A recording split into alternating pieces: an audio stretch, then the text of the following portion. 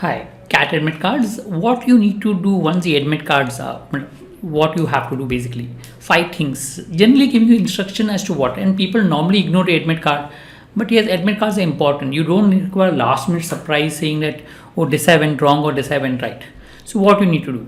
First is log in, go to the website, log in, download it, and ensure that it is saved properly. Remove hard copy of the admit card so that you have it. To ensure that your admit card is in place and ensure that it's downloaded and the printout is removed as such. When read the instructions, look at your photograph, look at your name, instructions, everything is proper. Then go to the instruction given in admit card. Also ensure that what documents are required to be carried. We'll come up with a video, but you should know what documents are required to be carried and ensure that documents are in place. You don't need to scramble in the last moment saying that, oh, I don't have a required photograph or I don't have a particular document in place.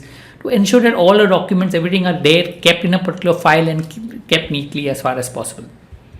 Third, check your location of where your center is.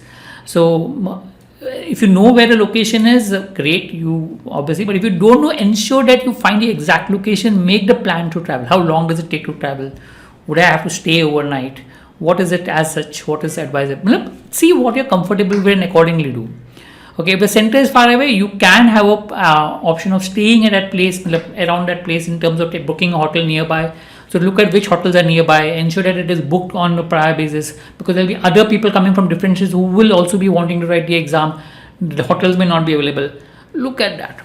Understand you can't change the center once it's allocated. Since you can't change the center, it basically makes sense to, be prepared with whatever location you have and ensure that everything is in proper place.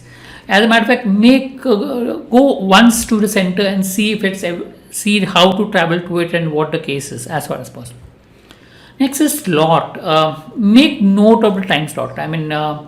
Normally what it helps is ensure that whatever mocks that you write henceforth is at the time slot of the exam, your actual exam. So if it's a morning slot, your actual exam, write in the same time your actual exam.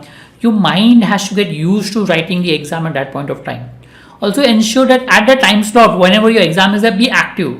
Don't sleep or don't be lethargic because you have a body clock which gets tuned in terms of the timing. So if your body clock is tuned to writing a particular test at a particular time, you will be. Same if your body clock is active at a particular time, you will be. You tend to get up at the same time every day, even if without an alarm clock. So ensure that the slot of the exam you're active or write the mocks during that point of time. Make a written down study plan. Now whatever time is left for the examination, ensure that you have a study plan in place.